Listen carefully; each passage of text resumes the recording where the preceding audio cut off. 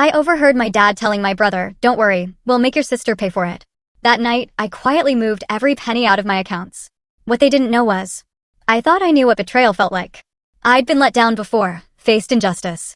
But nothing, and I mean nothing, could have prepared me for the moment I overheard my own father tell my brother, with chilling certainty, "Don't worry.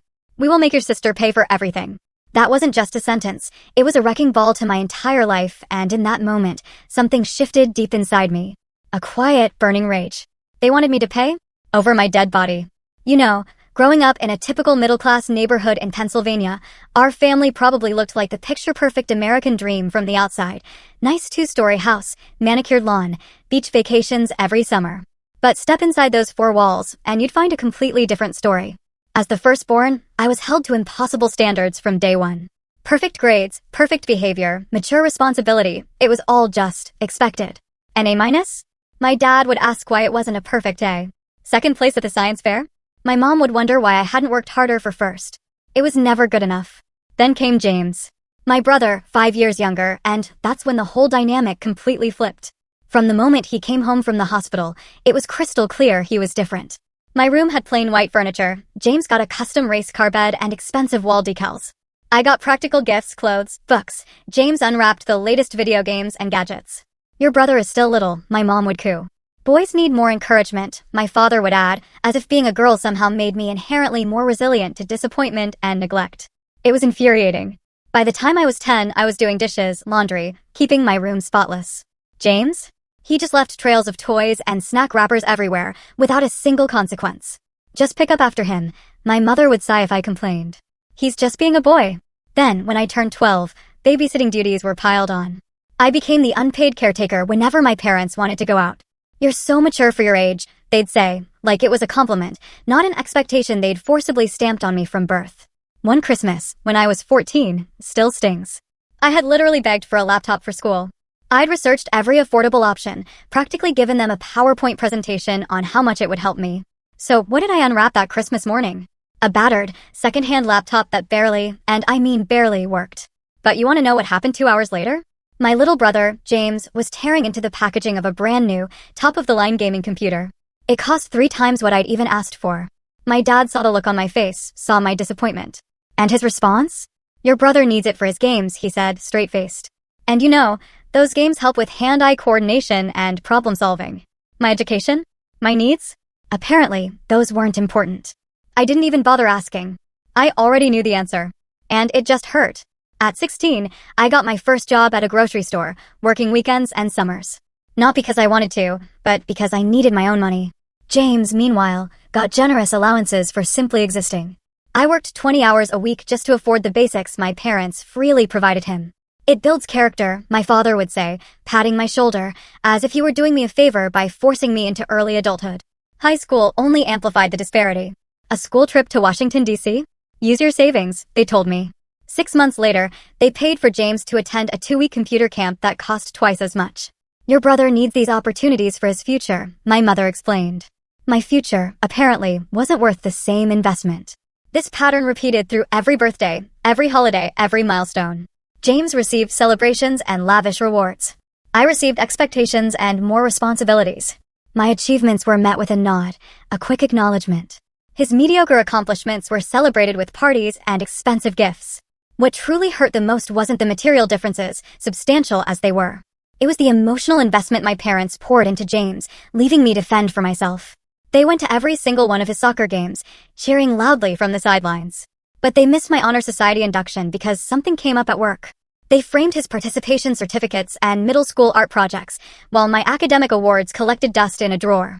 Through it all, I watched James transform from a spoiled child into an entitled teenager.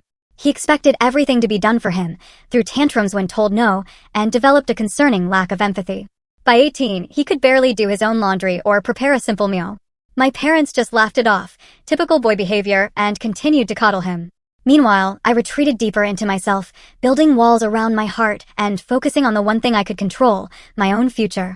I studied harder than anyone, joined every academic club, and worked those grocery store shifts with fierce determination, saving every single dollar. "Why do you always have to be so serious?" my mother would ask when I declined family movie nights to study. "You'll miss these years when they're gone," my father would comment when I chose work over family gatherings. They never understood. I had already missed out on the family experience they had freely given to James. I wasn't their child in the way he was. I was their responsibility, their helper, their backup plan, never their priority. When I graduated high school as valedictorian, I'd already accepted that my success would always be viewed as expected, never exceptional. As I stood at the podium, delivering my speech about perseverance and hard work, I looked out at my family. My parents were there, of course, but I caught them nudging James to pay attention, rather than watching me with pride. That night, as relatives and neighbors congratulated me, I made a silent promise to myself. I would build a life so successful, so undeniably impressive, that even they would have to acknowledge my worth.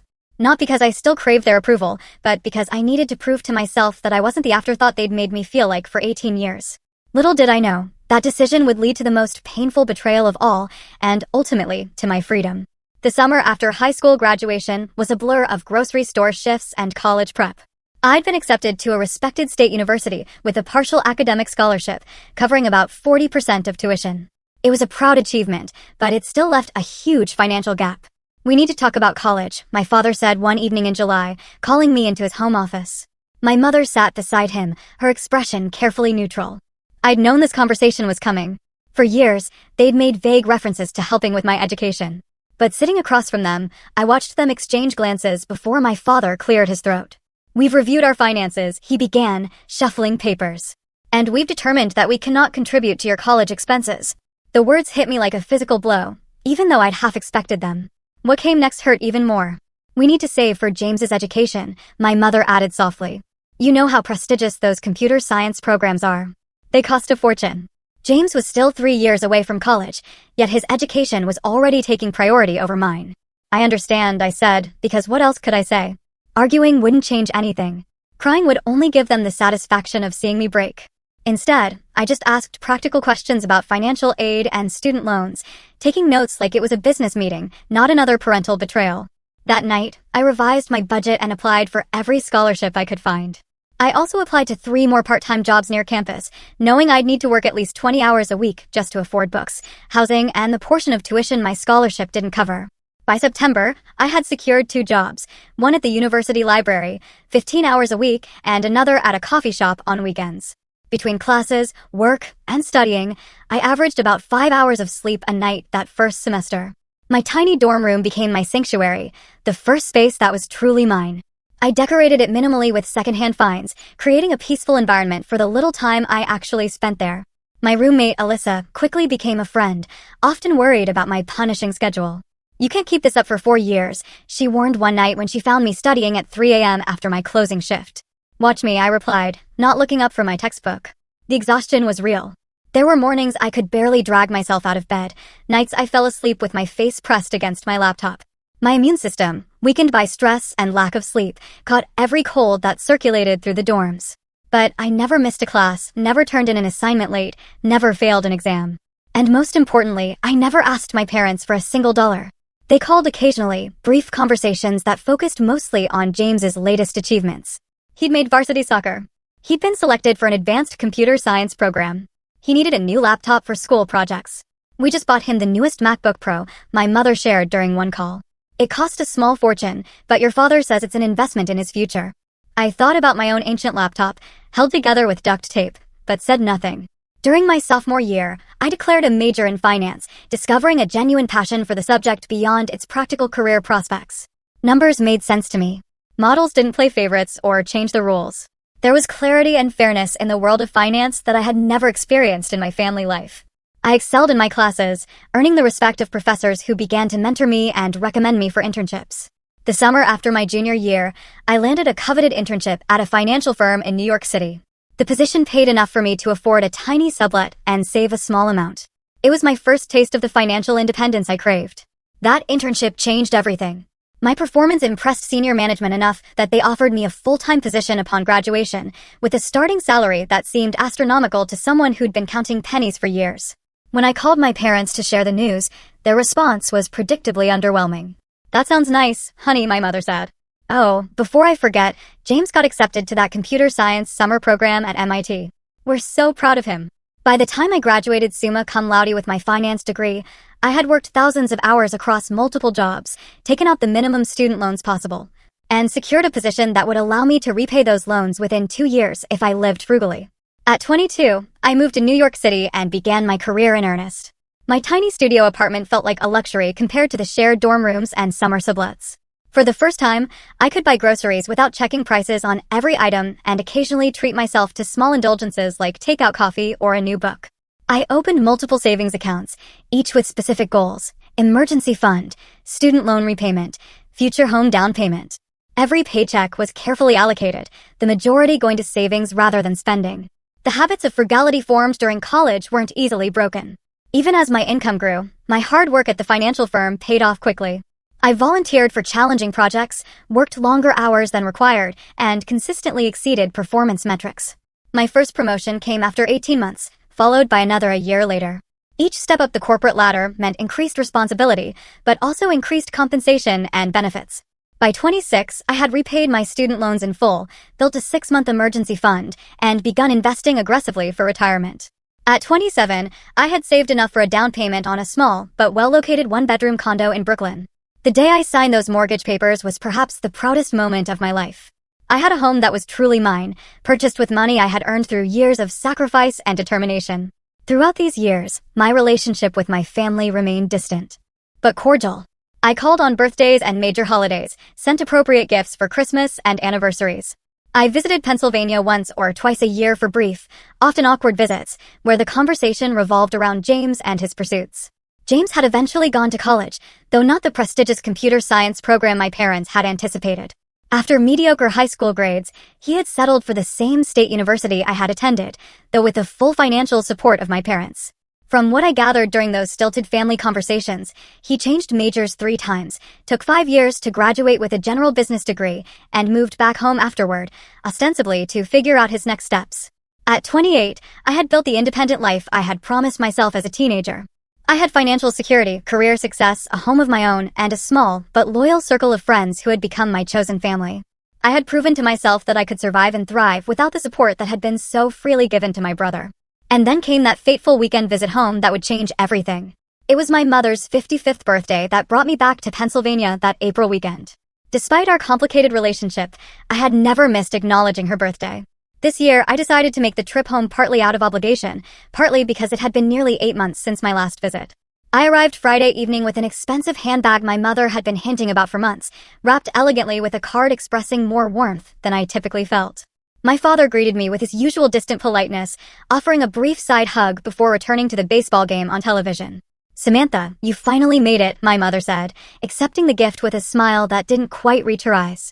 "James has been here since Thursday." Of course he had. James, now 23, still lived at home despite graduating college the previous year. He emerged from the kitchen with a beer in hand, looking virtually unchanged from my last visit. His designer clothes and new smartwatch suggested he wasn't struggling financially, despite his lack of steady employment. "The corporate drone returns," he said by way of greeting, smirking slightly. "How's life in the big city?" "Busy, but good," I replied neutrally, having learned long ago that sharing details of my success only led to uncomfortable silences or quick changes of subject. Dinner that evening was a familiar exercise in discussing James's life and achievements, meager as they were. He'd applied for a few positions in tech, but was being selective.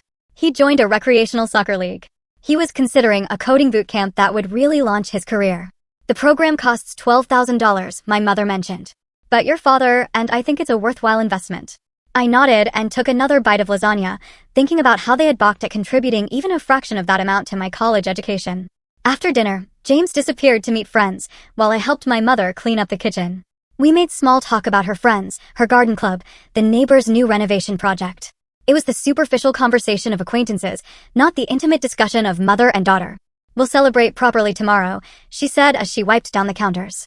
"I have reservations at Gavani's for 6 o'clock. Gavani's was the most expensive restaurant in town, a place reserved for truly special occasions. I nodded again, knowing I'd be expected to contribute significantly to the bill, despite the fact that my parents had made the reservation. By 10:30, the house was quiet. My parents had retired, and I was settled in my childhood room, now converted to a generic guest room, all traces of my adolescence removed. James hadn't returned. Unable to sleep in the unfamiliar bed, I decided to go downstairs for a glass of water. The house was dark as I quietly made my way down the stairs, careful to avoid the third step that always creaked. As I approached the kitchen, I heard the front door open softly, followed by hushed voices. James had returned, and it seemed my father had gotten up to speak with him.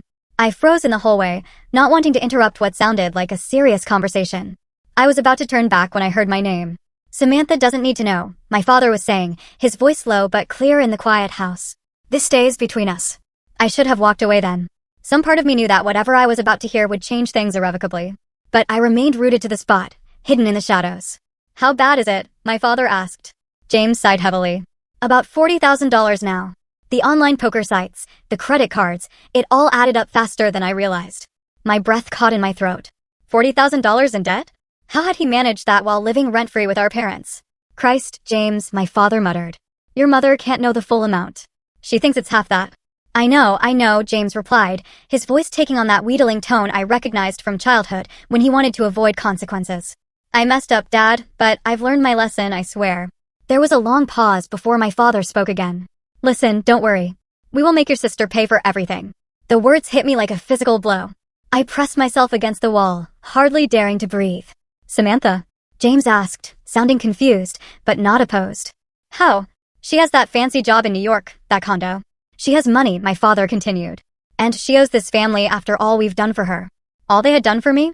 My mind reeled at the sheer audacity. "We'll tell her we want to start a family business," my father explained, his voice taking on the confident tone he used when outlining a plan. "Something about investing in property or a franchise opportunity. Something that sounds legitimate enough that she'll want to be part of it." "You think she'll just give us $40,000? James sounded skeptical. "Not give. Invest," my father corrected. "We'll have her take out a loan in her name. With her credit score and income, she'll easily qualify. We'll promise her returns, partnership, whatever it takes." I felt physically ill. They were planning to defraud me, to saddle me with their debt, to bail out James from his gambling addiction and irresponsible spending. "What if she asks to see business plans or wants to consult her financial advisors?" James asked. My father chuckled. "You know your sister. Always so desperate for family approval. We'll tell her this is her chance to finally be part of something important with the family. That emotional angle will cloud her judgment." I heard footsteps on the stairs then, and my mother's voice joined the conversation. "What are you two discussing so late?" she asked, her tone suggesting she already knew. "Just talking through the plan for Samantha," my father replied. "Oh," my mother said, her voice dropping. "Has James told you about the additional credit card?" "Yes," my father sounded resigned. $40,000 total." My mother sighed. "Well, Samantha has an obligation to help her brother. Family helps family. She's done well for herself, and it's time she contributed back." "Exactly." James agreed, his voice suddenly animated. "She's always going on about her job and her condo. She can afford it. She'll be here all weekend," my father said. "I'll bring up the business idea tomorrow after dinner. Plant the seed. We can work on her over the next few months. Have her sign the loan papers by summer. She always wants to feel included," James added with a laugh that made my skin crawl. "She'll probably jump at the chance to finally be part of the family business." I had heard enough. Moving as silently as possible, I retreated up the stairs and back to the guest room, closing the door without a sound. I sat on the edge of the bed, my hands trembling as the full impact of what I'd just heard washed over me. My family, the people who should have protected me, were instead plotting to use me, to burden me with debt, to rescue my brother from his self-created financial disaster. They were discussing it so casually, so confidently, as if my exploitation was their right. I thought of all the years I had worked multiple jobs, the nights I had gone to bed hungry to save money, the countless sacrifices I had made to build financial security for myself. And they planned to take it all away with one manipulative scheme. In that moment, something broke inside me. The last lingering hope that my family might someday see my worth, might someday treat me with the same care they had always shown James, vanished completely. As I sat in the dark room that no longer held any traces of my childhood, I knew with absolute certainty what I needed to do. I didn't sleep that night. How could I? Instead, I sat cross-legged on the guest room bed, my laptop open, and methodically worked through what needed to be done. My mind felt strangely calm, operating with a clarity that comes only in moments of crisis. The shock and hurt were there, lurking beneath the surface, but I pushed them aside to focus on protecting myself. First, I reviewed my financial situation. My savings were substantial, but spread across multiple accounts. My investments were doing well, but would incur penalties if liquidated early. My condo had built equity, but accessing it would require refinancing. I needed to ensure everything was secure and inaccessible to my family. Next, I considered the personal aspect. The finality of what I was about to do weighed heavily. This wouldn't be a temporary distance or a cooling-off period. This would be a fundamental severing of family ties. Was I prepared for that? I thought about my childhood, the countless instances of favoritism, the dismissal of my achievements, the constant expectation that I would fend for myself while James received everything. I thought about college, working myself to exhaustion while my parents funded James's education without question. I thought about all the birthdays and holidays where my gifts were practical afterthoughts, while James received exactly what he wanted. And now, the ultimate betrayal, planning to saddle me with debt to cover his gambling losses and extravagant spending, using my desire for family connection against me. Yes, I was prepared to cut ties. I had already been alone in all the ways that mattered for most of my life. I opened my bag and quietly gathered the few belongings I had brought for the weekend. I repacked my toiletries, folded my clothes, and zipped my suitcase without making a sound. I left my mother's birthday gift on the dresser. Despite everything, I wouldn't take back a gift once given. On a hotel notepad I'd brought from my last business trip, I wrote a brief note. Had an emergency at work. Had to return to New York immediately. Happy birthday, Mom. No apology, no elaboration. They would assume I had left in the morning, giving me valuable hours before they realized I was gone. Then I settled into wait. I needed the house to be deeply asleep before I made my move.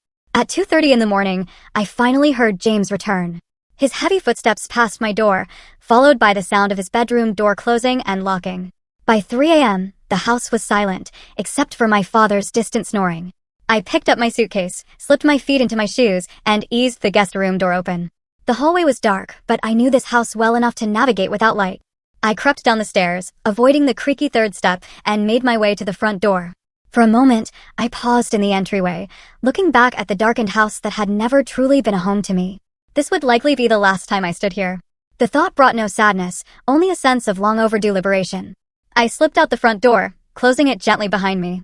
My rental car was parked in the driveway, and I thanked my earlier self for choosing to rent a car rather than letting my parents pick me up from the airport as they had offered. The night was cool and clear as I drove away from my childhood home for the final time. I didn't look back in the rearview mirror. I checked into an airport hotel 20 minutes away, choosing a national chain where I could earn points. The night clerk barely looked up from his phone. By 4 a.m., I was finally in a clean, anonymous hotel room, ready to execute the next phase of my plan. I opened my laptop and logged into my primary bank account. I transferred most of the balance to a secondary account at a different bank, one my parents didn't know existed. I left just enough in the primary account to avoid fees. Next, I called the 24-hour customer service line for my credit cards. I reported that I suspected potential fraud attempts might be made in my name and requested additional security measures. For my main card, I requested a complete freeze on new charges until further notice, claiming I had lost my wallet. This would result in a replacement card being sent to my New York address, making my current card unusable. I emailed my financial advisor requesting an urgent video call the following day to review my entire portfolio and increase security measures on all accounts. I was vague, but emphasized the urgency. Then I composed an email to my boss, explaining that I needed to take Monday and possibly Tuesday as emergency personal days. I had ample vacation time saved. Finally, I searched for an attorney in New York who specialized in financial security and identity protection. I found a highly rated firm that offered weekend consultations and sent a detailed inquiry through their website. By the time I finished, morning light was filtering through the hotel curtains. I was exhausted, but still too wired to sleep. I ordered room service breakfast and sat by the window, watching the sunrise as I contemplated the new reality I had created overnight. My phone began buzzing around 9 a.m. First, a text from my mother asking where I had gone, then another more concerned, then calls first from her, then from my father. I silenced the notifications without reading or listening. Around 11 a.m., I checked out of the hotel and headed to the airport. I had changed my flight to the earliest available, paying the change fee without hesitation. As I waited at the gate, I finally allowed myself to process what had happened. The hurt was profound, a physical ache in my chest that made it difficult to breathe. Not because I had lost something I had, but because I had finally accepted I never had it to begin with. My family had never seen me as someone to love and protect, only as a resource to exploit. I boarded my flight to New York with a strange mix of grief and determination. By the time the plane touched down at LaGuardia, I had made peace with my decision. I would protect myself. Because no one else ever had. As I unlocked the door to my condo that evening, I felt a profound sense of homecoming. This space, purchased with my own hard-earned money, represented everything I had built for myself, despite my family's lack of support. I dropped my suitcase in the entryway and moved through the familiar rooms, touching furniture and belongings that were truly mine. Then I opened all the windows, letting the cool evening air sweep through the space, symbolically clearing out the last vestiges of my family's toxic influence. Tomorrow would bring practical challenges, meetings with financial advisors and attorneys, security measures to implement, a new life to build. But tonight, in the safety of my own home, I allowed myself to feel the full range of emotions I had been suppressing. I cried for the little girl who had never been enough. I cried for the teenager who had worked herself to exhaustion trying to earn love that should have been freely given. I cried for the young woman who had achieved remarkable success only to have her family view it as an opportunity for exploitation. And then, as the tears subsided, I felt something unexpected: relief. The constant effort of seeking approval from people incapable of giving it had been exhausting. Now that I knew the truth beyond any doubt, I could finally stop trying. That night, I slept more soundly than I had in years, my subconscious recognizing before my waking mind that I had finally freed myself from a lifetime of emotional debt. Sunday morning brought 27 missed calls and 43 text messages from my family. I scrolled through them without reading, then deleted the entire conversation thread. I needed clarity and distance to execute my plan, and their words would only cloud my judgment with emotion. My father had also sent 3 emails, the subject lines growing increasingly urgent. Where are you? Family emergency discussion needed, and finally, call home immediately. I deleted those 2. By noon, I had spoken with my financial advisor, who was alarmed by my situation and immediately recommended additional security measures for all my accounts. We set up verbal passwords, removed my parents as emergency contacts, and discussed the possibility of placing a freeze on my credit to prevent unauthorized loans being taken out in my name. This is unfortunately more common than you might think, she told me. Family financial exploitation accounts for billions in losses each year. You were right to act quickly. The attorney I had contacted responded to my inquiry and agreed to a video consultation that afternoon. She specialized in cases of family financial abuse and identity theft prevention. For 90 minutes, she outlined a comprehensive strategy to protect my assets and establish legal boundaries with my family. Document everything, she advised. Save any communications where they discuss this business opportunity. Record conversations if legal in your state. The more evidence you have of their intentions, the better protected you'll be. She also recommended filing reports with financial institutions and credit bureaus, creating a paper trail that would make it difficult for anyone to open accounts or take loans in my name without extensive verification. By Sunday evening, I had implemented most of her recommendations and felt more secure in my financial position, but I knew the emotional confrontations still lay ahead. Monday morning, I took the personal day I had requested and continued securing my finances. I transferred investment accounts to new institutions, changed all my passwords, and set up 2-factor authentication on everything. I updated my will, removing my family members as beneficiaries and designating charitable organizations instead. At noon, my brother texted, "Mom is really upset. What the hell is wrong with you?" I didn't respond. By Monday evening, the calls had escalated to include extended family. My Aunt Linda, my father's sister, left a voicemail expressing concern about my sudden disappearance and asking me to call her back. My cousin Michael sent a text asking if I was okay. I responded briefly to him, saying I was fine but dealing with a personal matter and would explain later. Tuesday morning, I returned to work, throwing myself into projects that required full concentration. My colleagues noticed my subdued mood, but I deflected questions with vague references to family stress. By the end of the day, I felt almost normal, the familiar routine of work providing a welcome distraction. That evening, I decided it was time to address the situation directly. I couldn't run forever, and I needed closure to fully move forward. I texted my parents, "I will call at 8 p.m. Please have James there too." At 8 o'clock sharp, I initiated a video call from my home office, a space that made me feel professional and in control. My parents appeared on screen immediately, their faces tight with anger and confusion. James joined a moment later, looking annoyed at being included.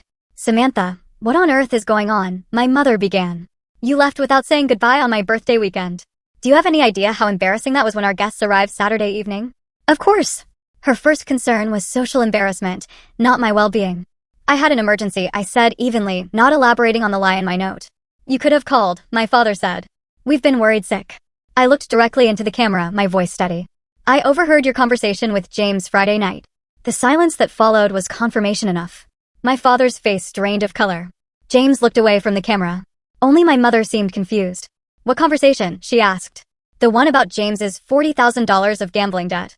The one where you planned to trick me into taking out a loan to pay it off. The one where you talked about manipulating my desire for family connection to get me to sign the papers." My mother's confusion gave way to shock as she turned to look at my father. Apparently, she hadn't been aware of the full extent of their plotting. We were just discussing options, my father began, his tone defensive. Nothing was decided. You said, don't worry, we will make your sister pay for everything. I countered. You called me a corporate drone with money to spare. You talked about me like I was an ATM, not your daughter. James finally spoke up. You were eavesdropping on a private conversation. Real mature. Interesting that your concern is my overhearing your plan rather than the fact that you were planning to defraud me, I replied coldly. No one was going to defraud you, my father insisted. We were going to propose a family business opportunity, something that would benefit everyone. Stop lying, I said. I heard everything. I know about the gambling debts, the credit cards, the plan to have me take out a loan in my name. I know you intended to manipulate me by using my desire for family approval against me. My mother began to cry. Whether from genuine distress or manipulation, I couldn't tell. Families help each other, she said between sobs. James made some mistakes, but he's still your brother. When has this family ever helped me? I asked. When I needed help with college, you told me to take out loans and work jobs. When I needed emotional support, you were too busy cheering for James. When I achieved success despite your lack of support, you saw it as an opportunity to exploit me. My father's expression hardened. You've always been selfish, Samantha. Always thinking about yourself instead of the family. I laughed without humor. That's rich coming from you. Let me make something perfectly clear. I will never give James a penny of my money. I will never co-sign a loan, invest in a fake family business, or financially entangle myself with any of you in any way. You ungrateful little, my father began, but I cut him off. I have secured all my accounts. I have consulted with attorneys. I have documented this conversation. If you attempt to access my finances or use my identity in any way, I will press charges without hesitation. James scoffed. Always so dramatic. I'm not being dramatic, I said. I'm protecting myself from the people who should have protected me, but instead saw me as a resource to exploit. What will people think when they hear how you've abandoned your family? My mother asked, her voice rising. What will we tell everyone? Tell them whatever you want, I replied. But know that if you spread lies about me, I will tell the truth about you. All of it. The lifelong favoritism, the financial neglect, and now this attempt to saddle me with debt to cover James's gambling addiction. You wouldn't dare, my father said. Try me, I challenged. I have nothing to lose. You made sure of that by never giving me the family support I deserved. The call descended into chaos, with James cursing, my father threatening, and my mother crying louder. I remained calm, watching their reactions with a detachment that surprised even me. This conversation is over, I said finally. Do not contact me again unless you are ready to apologize and accept that I will never provide financial assistance to any of you. I ended the call before they could respond, then sat in silence, processing what had just happened. I had said my piece. I had established boundaries. I had stood up for myself, perhaps for the first time in my life. My phone immediately began buzzing with calls and texts, but I ignored them all. Instead, I opened my laptop and wrote a detailed account of the conversation while it was fresh in my memory, saving it to the folder of documentation my attorney had advised me to maintain. Then I blocked my family's numbers and email addresses. It was a temporary measure, giving me space to breathe and think without their constant attempts to manipulate me. I could always unblock them later if circumstances changed. That night, I slept fitfully, my dreams filled with arguments and accusations. But when I woke the next morning, I felt stronger, more centered. The confrontation had been necessary, a lance to drain a festering wound that had been poisoning me for years. I was ready to begin healing. Within days, the fallout began. My father's sister, Aunt Linda, called to tell me how disappointed she was in my selfish behavior. My mother's brother wanted to know why I was abandoning the family during a difficult time. Cousins I had barely spoken to in years suddenly had strong opinions about my character and choices. It became clear that my parents had wasted no time spreading their version of events. Ungrateful daughter refuses to help brother in need, then cuts off all contact with loving family who had given her everything. At first, I tried to explain my side, but the responses made it clear that minds were already made up. Family loyalty ran deep, and few were interested in considering that the people they had known for decades might be capable of such manipulation. After a week of draining conversations that went nowhere, I decided on a different approach. I drafted a detailed email laying out the facts of my childhood, my self-funded education, and the conversation I had overheard. I didn't embellish or exaggerate. The truth was damning enough. I sent this email only to the family members I truly cared about, my grandmother Rose, who had always shown me kindness, my cousin Rachel, who had been something of a friend during childhood summers, and my uncle David, my mother's younger brother, who had occasionally noticed and commented on the disparity in how my brother and I were treated. I don't expect you to take sides, I wrote in closing. I only ask that you consider there might be more to this story than what you have been told. I have removed myself from a harmful situation, and I hope you can respect that decision, even if you don't fully understand it." The responses surprised me. My grandmother called the next day, her voice shaking with emotion. "I always saw how they treated you differently," she admitted. "I said something to your mother once years ago, but she dismissed me. I should have been more persistent. I should have done more to protect you." Rachel replied with a simple message: "I believe you." She shared her own observations of family gatherings where James received attention and praise while my achievements were minimized or ignored. Uncle David's response was the most unexpected. He invited me to lunch and, over pasta at a quiet restaurant, revealed that he had recently cut contact with my mother for similar reasons. "Your mother and father have always had a blind spot when it comes to James," he said. "I'm not surprised it escalated to this. You did the right thing protecting yourself." These small validations were healing bright spots in what was otherwise a difficult period of adjustment. While I had been functionally independent from my family for years, the finality of this break brought unexpected waves of grief. Not for what I had lost, but for what I had never had: parents who protected rather than exploited me, who celebrated rather than utilized my success. At work, I threw myself into new projects, volunteering for challenges that required intense focus and long hours. My boss noticed my increased dedication and mistook it for ambition rather than distraction. "Whatever has lit this fire under you, I'm all for it," he said during our monthly review. "Your performance has been exceptional." The praise felt good, a reminder that in my professional life, hard work and integrity were recognized and rewarded in ways they never had been in my family. In my personal life, I made a conscious effort to strengthen relationships with friends who had shown themselves to be trustworthy and supportive. I had always kept people at a certain distance, a habit formed from years of emotional self-protection. Now I allowed myself to be more vulnerable, sharing more of my true thoughts and feelings. Lisa, my closest friend since college, had always sensed there was something complicated about my family situation, even though I rarely discussed it. "I always thought it was strange how little you talked about them," she said when I finally shared the full story over dinner one night. "Now I understand why." 3 months after the confrontation, I decided I needed a complete change of environment. My company had an opening in their San Francisco office, and I applied for a transfer.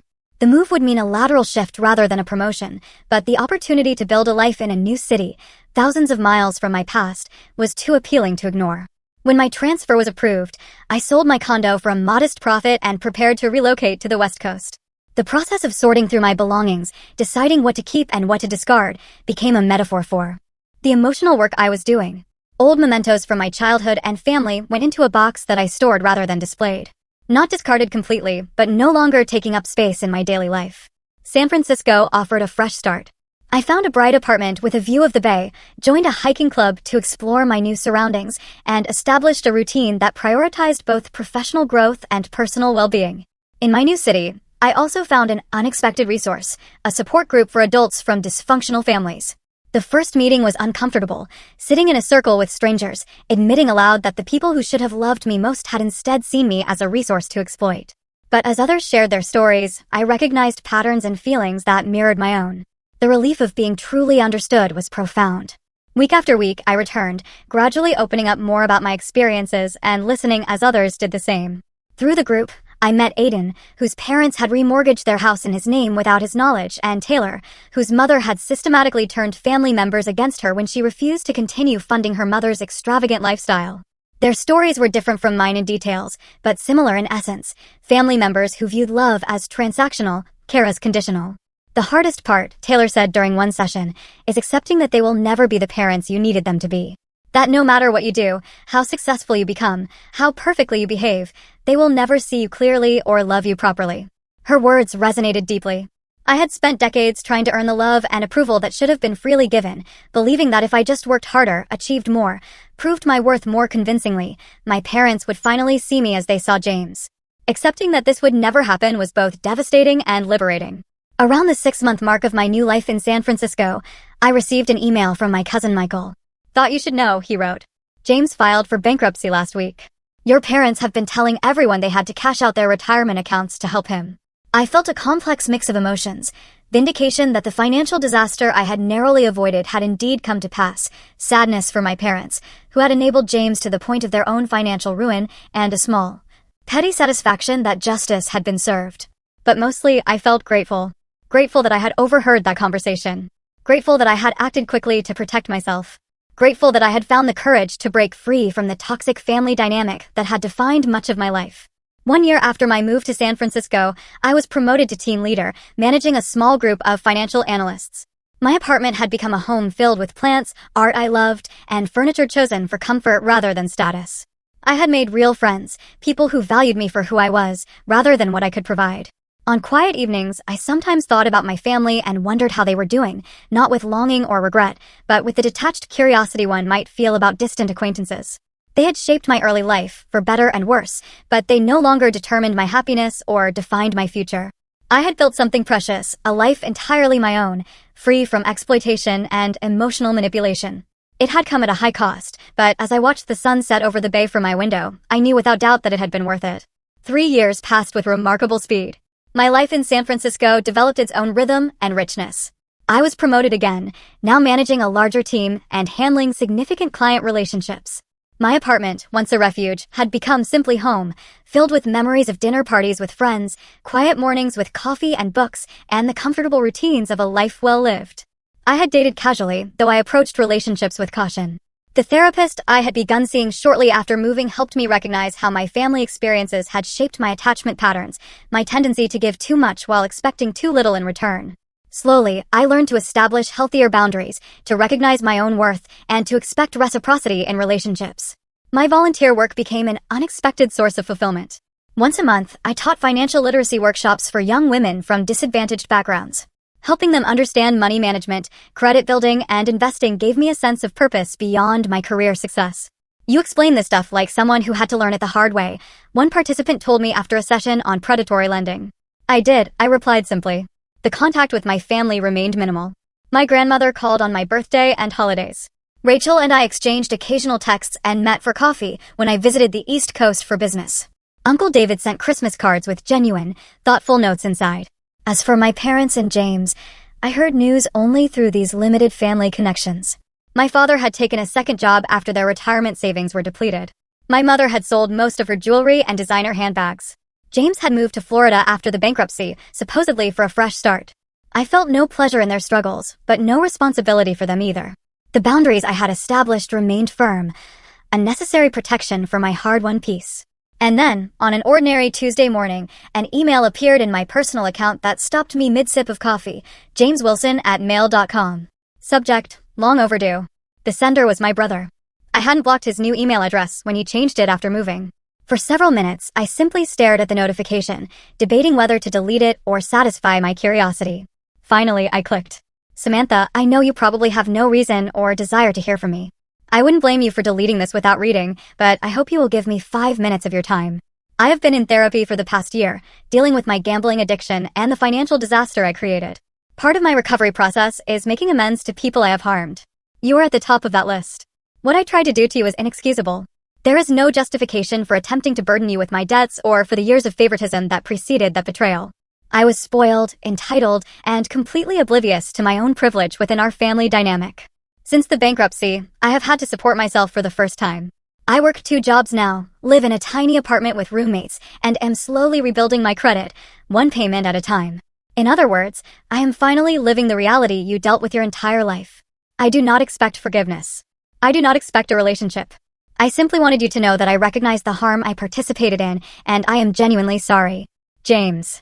I read the email 3 times, searching for manipulative undertones or hidden agendas. Finding none, I closed my laptop without responding and went to work, turning the message over in my mind throughout the day. That evening, I called my therapist for an emergency session. "What do you want to do?" she asked after I read her the email. "I don't know," I admitted. "Part of me thinks responding in any way reopens a door I closed for good reason." "And the other part?" she asked. I considered the question carefully. The other part wonders if people can truly change, if the brother who was willing to defraud me could become someone capable of genuine remorse. "Those are both valid perspectives," she said. "There is no right answer here. Only what feels right to you, and you don't have to decide immediately." I took her advice and gave myself time to process. For 2 weeks, I sat with the email, discussing it in therapy and with close friends whose judgment I trusted. In the end, I composed a brief reply. "James, thank you for your email. I appreciate the apology and am glad to hear you are working on yourself. I need time to consider what, if any, relationship I might want to have with you in the future. Please respect that boundary. Samantha." His response came within hours. "I completely understand. Take all the time you need. I am grateful you responded at all." 3 months later, after further consideration and therapy sessions, I agreed to a video call. The conversation was awkward, but surprisingly civil. James looked different, the designer clothes and confident smirk replaced by a simple t-shirt and a more thoughtful expression. He told me about his recovery program, his modest job at a local tech company, and his struggle to establish financial independence. I shared limited information about my life in San Francisco, my career, and my volunteer work. We didn't discuss our parents much, though he mentioned they were still struggling financially and emotionally with the consequences of their choices. They still don't fully understand what they did wrong, he admitted. They see themselves as victims of circumstance rather than creators of their own problems. I nodded, unsurprised. Some people never develop that self-awareness. At the end of the call, we agreed to proceed cautiously, monthly emails, perhaps another call in a few months. No promises, no expectations, just a tentative opening to see if something healthier might be possible between us as adults. I didn't know if this cautious reconnection would lead anywhere meaningful, or if James's change was temporary or permanent. But I had learned enough about myself to know that I could establish boundaries and walk away again if necessary.